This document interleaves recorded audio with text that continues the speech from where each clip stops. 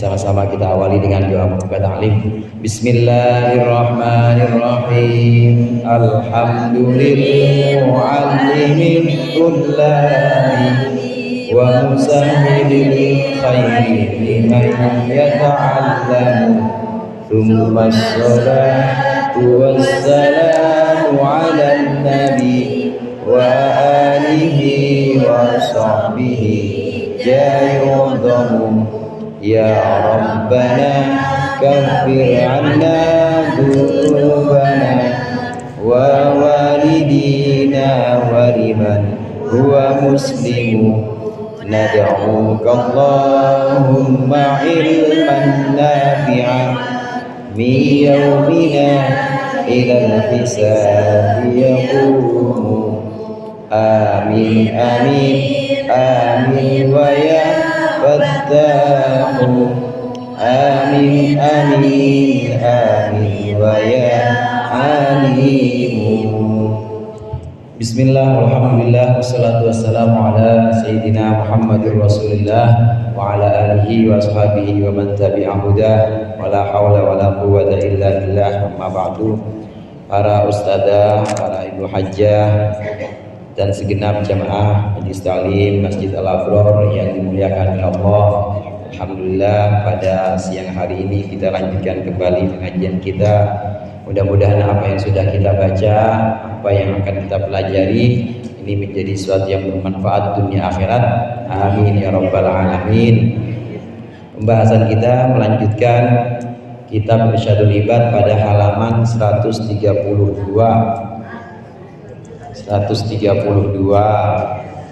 masih membahas tentang rukun-rukunnya sholat atau fardu-fardunya sholat. Yang terakhir kemarin fardunya sholat atau rukunnya sholat itu adalah Fatihah. Rasulullah SAW bersabda, la sholata liman lam yaqra bi Fatihatil kitab. Tidak sah orang yang tidak membaca Ummul Kitab, tidak sah sholatnya seseorang yang tidak membaca Al-Fatihah. Meskipun dia itu makmum masbuk misalnya, maka tetap dia diwajibkan membaca Fatihah. Tapi kalau nggak selesai, maka dia ikut ruku bareng sama imamnya. Kalau kita masbuk masih ingat Bu? Bu, tahu masbuk? Masbuk darat, laut dan udara itu mabuk Bu. Masbuk itu makmum yang tertinggal. Masbuk itu makmum yang tertinggal dari imamnya. Dia membaca Fatihah tidak sempat karena imamnya keburu ruku, maka makmum masbuk harus ngikutin rukuknya imam. Karena kalau dia tidak dapat ruku bareng sama imam, maka tidak dianggap, rakaat itu tidak dianggap. Ibu sampai di musola atau di tempat sholat, suami udah lakum dinukum mulyadin. Ibu Allahu Akbar, Bismillahirrahmanirrahim, gak usah baca iftitah, gak usah baca Allahu Akbar kabiro, langsung baca yang wajib yaitu Fatihah. Bismillahirrahmanirrahim, Allahu Akbar, lakum dinukum. Ya, suami udah lakum dinukum, Allahu Akbar, ikut Allahu Akbar, ikut rukuk bareng suami, supaya dianggap itu sebagai rokaat yang bersama imam. Karena hitungannya seorang makmum mendapat rokaat bareng sama imam itu kalau dia dapat ruku. Kalau dia tidak mendapatkan ruku bareng imam, maka tidak dianggap satu rokaat.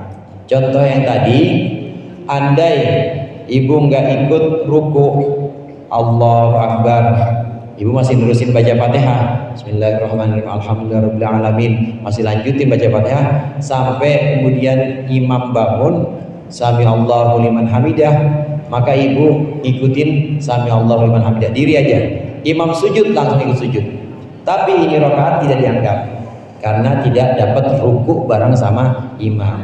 Kalau itu rakaat pertama sholat maghrib, berarti ibu ikut bareng sama imam cuma rakaat 2 dan 3. Berarti harus nambah berapa Bu? Nambah 1. Bahkan dalam syarat jamaah, kalau ibu memang niatnya makmuman lillahi ta'ala ikut sholat jamaah, kemudian tertinggal imam, tertinggal imam, padahal ibu bisa ngikutin bacaan ibu udah lancar, maksudnya bukan orang yang baru masuk Islam juga, tahu juga, ngaji juga, tapi tertinggal imam, tertinggal dua rukun, maka itu bisa membatalkan sholat ibu.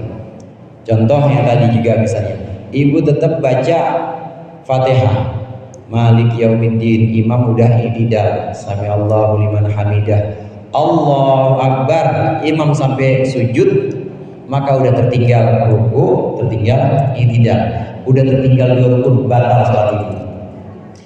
Makanya dalam sholat jamaah seorang makmum itu tidak boleh tertinggal imam dua rukun, kecuali kalau memang udzur yang dimaksud di sini emang bacaannya seorang makmum belum lancar, atau karena memang jamaahnya saking banyak, kemudian speakernya mati, yang belakang nggak tahu kalau ternyata imam udah sujud tapi makmum masih diri aja, yang seperti ini termasuk udzur, tidak apa-apa. Itu pun 3 rukun.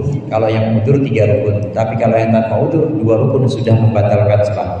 Bukan cuma batal pahalanya jamaah, tapi batal sholatnya. Oleh karenanya nggak boleh kita ketinggalan oleh imam, ketinggalan dari imam, harus ikutin terus imam. Nah, yang berikut ini di halaman 132, baris yang kedua dari bawah, betul ya Bu? Wa ta'ammudu syadidatin. Sama-sama kita baca bismillahirrahmanirrahim. Wa ta'ammudu syadid wa ta'ammudu tasydidin mukhaffafin thumma qadruha min baqiyatil qur'ani famin dzikrin au du'ain thumma waqfatun biqadriha. Masih tentang rukun sholat yang namanya Fatihah, wajib Fatihah dibaca. Maka Fatihah harus dijaga huruf-hurufnya, makharijul hurufnya harus dijaga. Mim ya dibilang mim, ain ya dibilang ain, ha ya dibilang ha. Itu namanya makharijul huruf. Berikut juga yang harus dijaga, yaitu menjaga mualah kemarin, menjaga sambung menyambung antar satu ayat dengan ayat lain. Nggak boleh berhenti tanpa alasan. Malik Yaumiddin, berhenti aja, bengong, dia mikirin jemuran. Namanya nggak mualah. Nggak mualah itu maksudnya tidak sambung menyambung. Maka kalau terjadi seperti itu bagaimana? Harus ulang dari awal. Bismillahirrahmanirrahim, alhamdulillahirabbil alamin. Termasuk juga tidak boleh berhenti sejenak antara sinnya nasta'in dengan taknya. Nggak boleh iyyaka na'budu wa iyyaka nasta'in, nggak boleh dipotong. Waqaf padahal bukan tempatnya waqaf, di situ nggak boleh dipotong, apalagi itu masih satu kata, nasta'in satu kata, tidak boleh dipotong, bisa membatalkan Fatihah. Kalau membatalkan Fatihah maka ulang dari awal. Sholatnya tidak batal, tapi ulang dari Bismillahirrahmanirrahim lagi. Termasuk di sini wa ta'ammudu tasydidin mukhaffafin, dan sengaja mentasydidkan yang tidak bertasydid, yang ringan. Harusnya tidak tasydid, harusnya ringan dia takhfif, tapi ditasydidin, maka ini juga bisa membatalkan. Malik Yaumiddin misalnya, fasih amat Pak. di fase-fasein yang harusnya tidak tasydid, ditasydidin, itu tidak boleh. Ihdinas siratal mustaqim siratal ladzina an'amta 'alaihim ghairil dotnya emang dotnya harusnya enggak tasydid, amal itu ghairil maghdubi 'alaihim, enggak boleh. Itu namanya tasydid yang harusnya ya habis makan dong-dong bijinya doang. Tasydid, mentasydidkan yang tidak tasydid atau yang ringan, ini juga bisa membatalkan Fatihah, maka harus diulang dari awal. Nah, setelah menjaga hak-haknya Fatihah, makhorijul hurufnya dijaga, yang tasdid ya harus ditasdid, yang ringan harus diringankan. Berikut ini kalau orang tidak bisa membaca Fatihah bagaimana? Tsumma qadruha. Rukun berikutnya ini masih menggantikan Fatihah, maksudnya qadruha yaitu seukuran Fatihah min baqiyatil Qur'ani, dari segenap Al-Qur'an. Famin dzikrin, maka dari dzikir, au du'ain atau dari doa. Summa waqfatun, kemudian waqaf biqadriha dengan ukuran Fatihah. Misalnya ada orang baru masuk Islam, misalnya dia belum hafal Fatihah, bagaimana? Maka dia harus mengganti dengan Al-Quran, ayat-ayat Quran yang lain yang memang dia bisa seukuran Fatihah, 7 ayat maksudnya. Ini mu'alaf ini emang senang banget dengerin surat An-Nas, ya udah baca An-Nas saja. Ini orang yang baru masuk Islam ini suka sekali kalau temennya nyetel Al-Falaq, baca aja apa yang ini bisa. Ada nggak yang begitu Bu, kira-kira orang baru masuk Islam? Kalau sekarang ya mungkin aja ada, karena dia sering dengerin di YouTube gitu ya, dia sering dengerin MP3 tapi bukan Fatihah. Yang dia ingat ayat kursi misalnya, baca ayat kursi, nggak apa-apa, seukuran Fatihah. Ini untuk menggantikan Fatihah untuk orang-orang yang memang tidak bisa baca Fatihah karena baru masuk Islam misalnya. Atau kalau itu tidak bisa, gimana Ustadz? Buru-buru ayat Quran yang lain, Fatihah aja kagak bisa saya, kata dia begitu. Gimana? Maka min dzikrin, boleh diganti dengan dzikir. Ini untuk orang-orang, sekali lagi untuk orang yang memang baru bisa sholat Bu ya.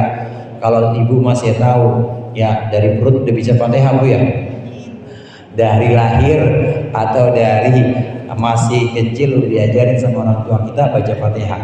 Kalau tidak bisa baca Fatihah, ayat-ayat Quran lain tidak bisa, maka diganti Fatihah itu dengan dzikir.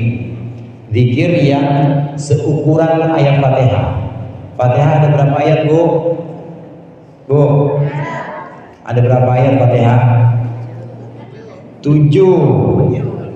Ganti pakai 7 dzikir.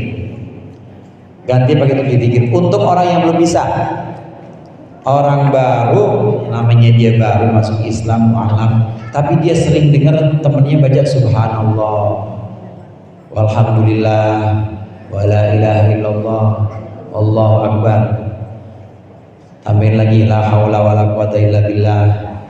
Itu kira-kira sudah 7, berhenti di situ. Kalau belum, ulangin lagi. Atau dia bisanya subhanallah aja, subhanallah, subhanallah, subhanallah 7 kali. Ini untuk orang yang baru masuk Islam. Mungkin saja nanti di masyarakat kita akan bertemu yang seperti ini. Ada orang atau saudara kita yang baru muslim, kemudian belum hafal Fatihah, padahal waktu maghrib udah pengen habis, sholat tetap wajib, ajarin dia sholat. Fatihahnya gimana? Fatihahnya kalau belum bisa pakai dzikir nggak apa-apa. Subhanallah, alhamdulillah, wala ilaha illallah, Allahu akbar, la haula wala quwata illa billahil azim. Masya Allah, malam yasha lam yakun. Boleh tambah itu 7 tuh dari sama tuh. Masya Allah kan wa malam yasha lam yakun, itu kalau ditambah itu udah pas 7 dari subhanallah, alhamdulillah. Kalau nggak bisa sepanjang itu ya subhanallah, subhanallah 7 kali. Dzikir. Atau kalau tidak bisa, doain, baca doa nggak apa-apa. Baca doa aja juga nggak apa-apa. Tapi doanya harus doa yang berkait dengan akhirat. Doa yang dimaksud di sini mohon kepada Allah, tapi khusus untuk urusan akhirat. Ya Allah, berikan aku kebaikan dunia dan kebaikan akhirat 1. Ya Allah, jadikanlah berikanlah keselamatanku nanti dari api neraka 2, dan seterusnya. Wah, gimana kalau bukan bahasa Arab? Nggak apa-apa. Untuk orang yang baru masuk Islam, atau untuk orang yang memang belum bisa zikir, dia nggak bisa, Al-Quran apalagi, Fatihah juga belum kenal, maka boleh doa. Doa yang kaitannya dengan doa akhirat. Nggak boleh doa dunia Bu. Nanti kalau ada yang nanya, dia baru masuk Islam, boleh nggak doa buat toko saya? namanya dia ini ya dagang di Roxy. Boleh nggak doa buat toko saya supaya toko saya laris? Nggak boleh. Doanya khusus doa untuk akhirat dalam sholat itu. Kemudian waqfatun, tsumma waqfatun biqadriha. Ini maksudnya adalah wakaf atau diam. Kalau doa dia bingung juga mau doa apa, zikir nggak bisa, Al-Quran apalagi, maka boleh diem aja. Ini yang paling gampang. Waqfatun biqadriha, diem aja seukuran Fatihah. Kira-kira baca Fatihah itu ya kira-kira 30 detik dah. Diem aja kurang Fatihah. Bismillahirrahmanirrahim. Alhamdulillahirabbil alamin arrahmanir rahim maliki yaumiddin iyyaka na'budu wa iyyaka nasta'in ihdinas siratal mustaqim siratal ladzina an'amta 'alaihim ghairil maghdubi 'alaihim waladdallin amin. 30 detik Bu ya. Kira-kira 30 detik. Diam, habis itu rukuk. Ajarin seperti itu untuk orang-orang yang memang belum kenal Al-Fatihah, bisa diganti. Saya ulang di sini, yang mengganti Fatihah ini pertama ayat Quran lain. Yang kedua kalau nggak bisa zikir atau doa atau diem aja, nggak boleh ngomong Bu. Kemudian rukun berikutnya warukuun dan ruku. Ruku di sini maksudnya bin hinain balagorohataihi rubataihi, dengan cara membungkuk yang mencapai kedua tangannya dia sampaikan kepada kedua lututnya. Ruku, ibu tentu udah tahu semua ruku Bu ya. Allahu Akbar, rukun berikutnya. Kalau kita ulang-ulang lagi dari kemarin, pertama rukun sholat niat. Sholli fardul asri, aku niat sholat fardu asar 4 rakaat lillahi ta'ala. Allahu Akbar dalam hatinya. Niat takbiratul ihram. Kemudian yang kedua Fatihah. Nah berikut ini yang ketiga adalah ruku. Ruku ini termasuk yang ketiga atau yang keempat? Yang keempat, karena kemarin ada rukun berdiri bagi yang mampu. Berdiri bagi yang mampu, Fatihah, kemudian yang keempat ini adalah ruku. Ruku itu adalah membungkuk sekiranya tangan kita sampai kepada lutut kita.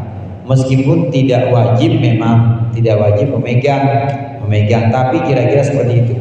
Itu namanya ruku yang paling minimal. Nanti saya praktekkan. Awi waqtidalun dan i'tidal bi'audin libadin. Bi'audin dengan kembali libadin kepada posisi semula. I'tidal, tahu i'tidal Bu? Bu, i'tidal itu berdiri setelah ruku. Itu namanya i'tidal. Bacanya Rabbana lakal hamdu wa mil'ul ardi wa mil'u ma syi'ta min syai'in ba'du. Wa sujudun, dan sujud marrataini 2 kali. Biwa ad'i ba'dil jabhati maksyufan, dengan meletakkan sebagian dahi atau keningnya secara terbuka. In amkana, jika memungkinkan, ala ghairi mahmulin, tanpa membawa sesuatu yang dibawa sama dia. Yataharraku biharakatihi, yang bergerak dengan harakatnya. Warukbataini wa batnil kafaini, dan juga dengan meletakkan dua lututnya dan juga bagian dalam telapak tangan. Wa shaibil qadamaini, dan jari-jari 2 telapak kaki. Wa yajibu, dan wajib ayyanala masjidahu thiqala rasi. Wajiblah seseorang menyampaikan tempat sujudnya dengan berat kepalanya. Wa yartafi'a asafilahu ala alihi, dan meninggikan bagian bawah badannya atas bagian atas badannya. Nanti kita praktekkan. Yang pertama ruku. Ruku itu membungkuk sekiranya tangan kita sudah sampai ke lutut, itu namanya ruku. I'tidal, berdiri. Di sini musannif atau pengarang bi'audin libadin. Bi'audin libadin ini dengan kembali kepada semula, maksudnya posisi yang utama, posisi yang lebih utama atau afdol itu balik kepada posisi semula sebelum ruku. Ibu sebelum ruku sedekap apa tangannya lurus? Sebelum ruku lagi baca Fatihah sedekap, ya sedekap, sedekap, sedekap. Apa lurus tangan ibu? Sedekap. Maka yang lebih utama bi'audin libadin, kembali kepada posisi semula. Jadi begini nanti jadi. Nah, tuh diri kan, kejun diri. Jadi begini posisinya. Udah selesai memang, lakum dinukum waliyadin. Allahu Akbar. Ini ruku. Sekiranya ini sudah sampai, sekiranya ini sudah sampai, walaupun tidak megang juga nggak apa-apa. Sami Allahu Akbar. Andai dia nggak megang tetap sah. Yang penting kira-kira seperti ini. Cuma memang sunnahnya dipegang ini dan sampai lutut, jangan sampai ke tulang kering begini. Ini romannya pegel amat. Ya. Iya, sampai sini aja, sampai ruku. Ini namanya sampai lutut, ini namanya ruku. I'tidal, kembali ke posisi semula. Sami Allahu liman hamidah. Karena ibu awalnya sedekap tadi, balik sedekap lagi itu lebih utama. Walaupun kebanyakan itu begini ya, kebanyakan orang balik lagi ya, Bu. Nah, tapi lebih utama sedekap, kembali ke posisi semula. Itu yang dimaksud tadi bi'audin libadin. Kemudian sujud. Sujud 2 kali. Sujud disebutkan di situ harus tersingkap, terutama jidatnya. Jidatnya atau keningnya. Harus kena sejadah. Jidat dan keningnya ini harus kena sejadah atau tempat sujud. Turun, cara turunnya bagaimana? Turun aja udah pokoknya. Tapi yang bagus turunnya dengkul duluan, Bu. Dengkul duluan. Sakit. Ya emang orang. Kalau sakit boleh tangan duluan. Boleh tangan duluan. Bagusnya dengkul duluan seperti ini. Allahu Akbar.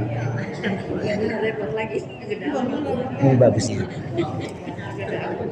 Disebutkan di situ sebagian jidatnya, ba'dil jabhah, sebagian jidat itu artinya nggak semua jidatnya itu ditempelin, boleh yang bagian sini tengah, biasanya tengah kita ya. Andai di tengah ini ada luka misalnya, ibu diperban. Ibu habis ya nggak tahu habis ngapain ya, pokoknya di sini ada perban, maka boleh yang sebelah sini nggak apa-apa. Miring. Daripada begini tapi kena perban, nggak kena jidat, maka boleh bagian sebelahnya. Harus dibuka. Kalau jidat harus dibuka. Nah, adapun rukun ini kita bicara rukun lagi. Rukun sujud, anggota sujud itu ada 7, Bu.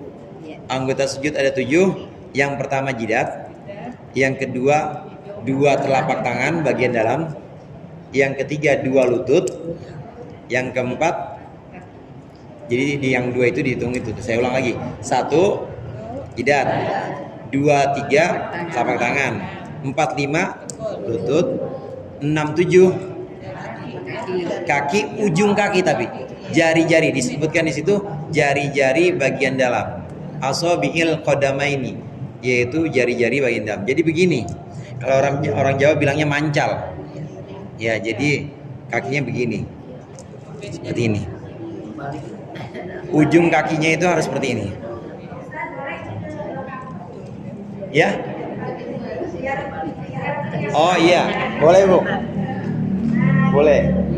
Jadi begini nanti jadinya. Sami Allahu liman hamidah, dari ruku ya. Sami Allahu liman hamidah. Allah. Sakit amat. Kalau sakit boleh tangan duluan. Biasanya mama kayak tangan dulu. Kakinya liatin, Bu. Sujud. Jadi anggota sujud itu termasuk yang wajib adalah bagian dalam jari kaki. Nah, kalau begini bagaimana? Ini nggak boleh. Kecuali kalau uzur, kalau kakinya sakit, ya seperti ini nggak bisa. Boleh. Siapa yang kakinya sakit? Ini uzur ya. Kalau ada alasan. Tapi kalau tanpa alasan, apalagi udah tahu, udah ngaji ibu, tapi masih begitu aja, nggak boleh, batal. Karena itu termasuk wajib anggota. Bangunnya pantat duluan. Oh iya, tadi ada wayartafi'a a'ali wayartafi'a asafilahu a'aliyahu, mengangkat bagian badan kita yang bawah diangkat ke atas, yang atas diturun ke bawah. Itu maksudnya nungging. Maksudnya nunggi. Pala sama pantat kita yang atas yang mana, Bu? Yang atas pala. Nah, yang atas ditaruh bawah, yang bawah ditaruh atas. Itu maksudnya nunggi. Jadi harus lebih tinggi pantat dibanding kepala kita. Nah, kalau sama tingginya namanya bukan sujud, tiarap. Namanya tiarap. Harus meninggikan bagian bawah kita, harus lebih tinggi dibanding bagian yang atas. Kemudian di sini harus mencapai, di sini harus berat kepala kita, maksudnya di sini berat kepala kita ini harus sampai kepada tempat sujud. Itu artinya agak ditekan tapi jangan ditekan banget. Cukup kira-kira seperti ini. Andai ada kapas atau kapuk gitu ya, itu andai kena jidat kita, itu dia blesek gitu aja. Nggak usah diusek-usek gitu aja, gitu juga nggak usah, nggak boleh. Tetap yang penting kira-kira kepala kita sampai di tempat sujud. Itu kira-kira kalau dibayangkan itu kapas, maka dia udah bisa blesek atau legok, itu udah cukup. Nah, ada lagi di sini Ibu, untuk sujud. Sujud karena jidatnya ini wajib sampai, jidatnya ini wajib tersingkap, terbuka maksudnya, maka tidak boleh sujud dengan sesuatu yang bergerak dengan gerakan kita, yang ikut dengan gerakan kita. Maksudnya kalau dengan sejadah boleh, atau ibu mau taruh sapu tangan di tempat sujud boleh, karena itu sapu tangan sama sejadah ikut gerak nggak sama ibu? Enggak boleh.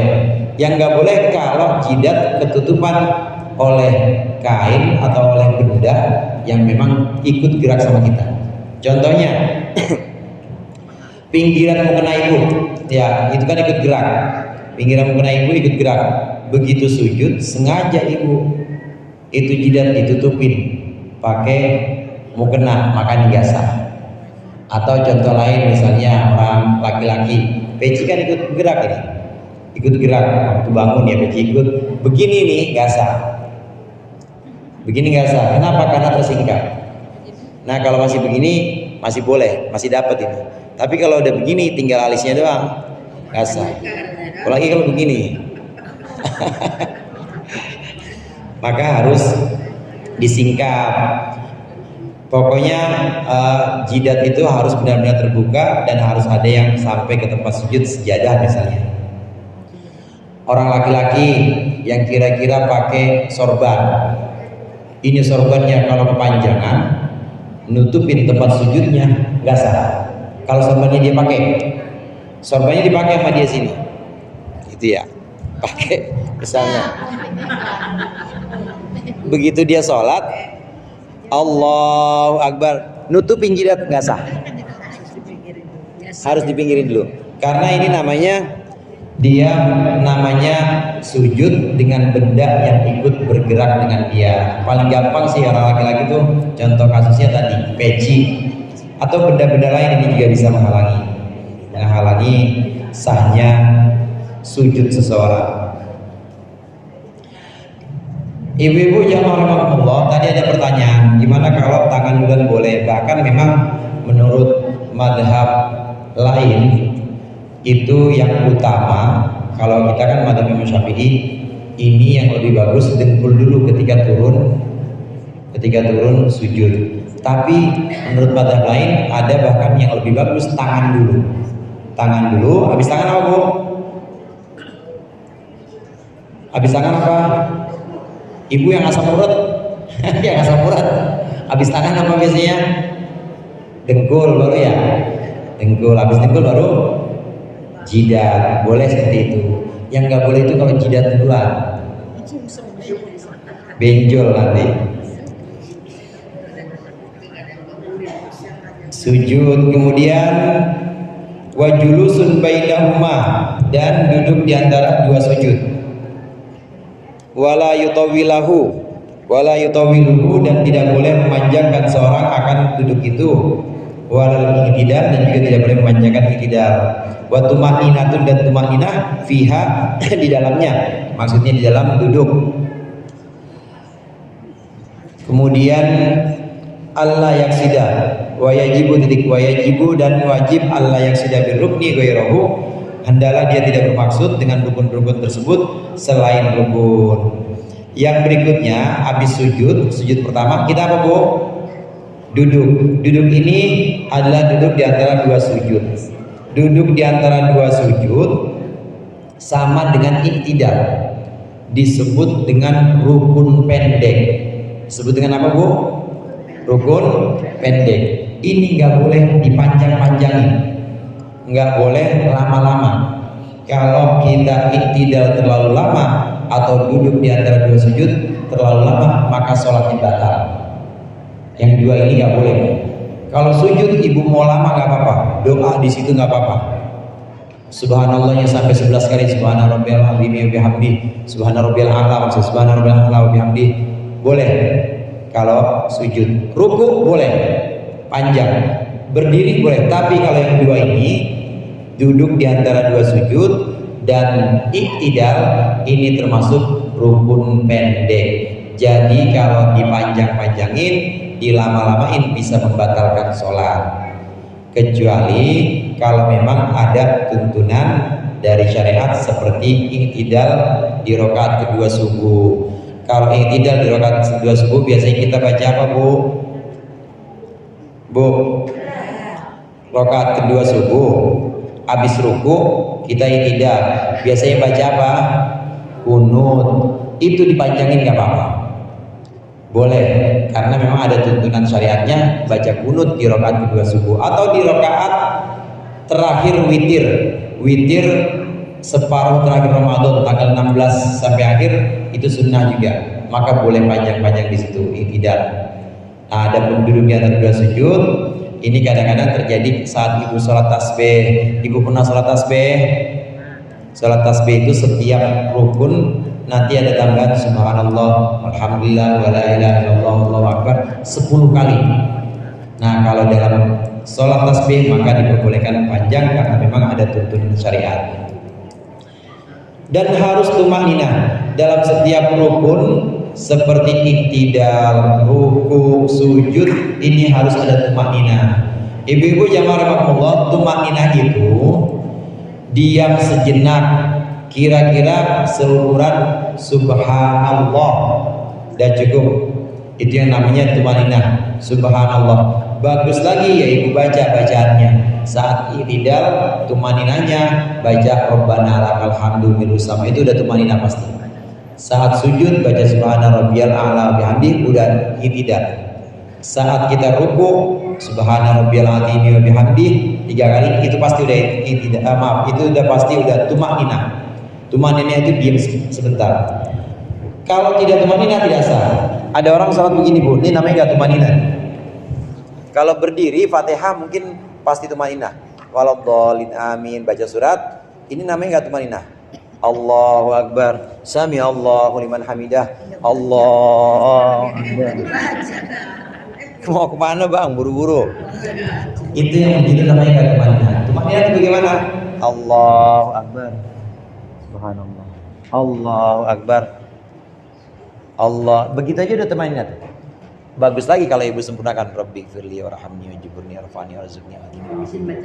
Habisin bacaan. Itu bagus lagi. Allahu akbar. Subhana rabbiyal a'la bihamdi. 3 kali subhana rabbiyal a'la bihamdi. 3 kali itu udah pasti tumaninah kalau 3 kali. Nah, kalau enggak sampai 3 kali tapi ada tumaninah tetap sah juga. Misalnya gini. Allahu akbar. Allahu akbar, ada yang begitu. Biasanya imam tarawih. Ya. Imam tarawih biasanya tumaninahnya pakai yang minimal, yaitu subhanallah, gitu doang. Itu udah dapat tumaninah belum? Udah. Kenapa dia bisa cepat itu? Karena dia ngaji, dia tahu tumaninahnya di situ. Tumaninahnya ada, ya ada subhanallah sekali. Harus tumaninah. Kalau tidak tumaninah maka tidak sah. Nah, yang terakhir di sini harus bermaksud dengan rukun itu, harus bermaksud melaksanakan rukun, tidak boleh bermaksud yang lain. Contoh, lagi berdiri ibu, Ibu lagi berdiri, kemudian ruku. Ya ruku begini. Biasanya saya suka ngantongin kacamata. Ibu ngantongin kacamata. Allahu Akbar. Ini udah pengen jatuh nih. Sebenarnya udah pengen jatuh, lagi ruku udah pengen jatuh. Sami Allahu liman hamidah, jatuh beneran. Turun sujud, tapi niatnya ngambil kacamata. Allah. Batal, nggak boleh. Karena niatnya lain. Itu yang dimaksud tadi, layak sida biruknin goiro. Nggak boleh kita melakukan rukun tapi niatnya untuk melakukan yang lain. Pengen ngambil kacamata. Begitu juga ibu itidal. Bisa juga terjadi itidal atau bangun cuma bukan karena pengen bangun tapi karena yang lain. Ibu lagi sujud misalnya, sujud begini. Kebetulan ngelihat ada kecoa. Allahu Akbar. Gitu. Ini bangunnya duduknya ibu itu duduk dalam pengen duduk atau duduk dalam gara-gara kecoa? Nggak sah. Harus ulang dulu sih. Balik. Ulang lagi karena tadi tidak dianggap. Karena tadi tidak dianggap sebagai duduk untuk rukun. Dia bermaksud untuk menghindari kecoa. Itu yang dimaksud terakhir. Tidak boleh kita melakukan untuk rukun, tapi maksudnya ada maksudnya lain. Pengen ngambil HP-nya jatuh misalnya, atau karena takut dia bangun karena takut ada binatang. Jadi bangunnya, gerakan-gerakannya harus niatkan melaksanakan rukun. Wa tasyahhudul akhirun wallahu a'lam bishawab. Insyaallah kita lanjutkan pertemuan yang akan datang. Mudah-mudahan bermanfaat. Lebih kurangnya saya mohon maaf. Wallahul muwaffiq ila aqwamit thoriq. Assalamualaikum warahmatullahi wabarakatuh. Waalaikumsalam.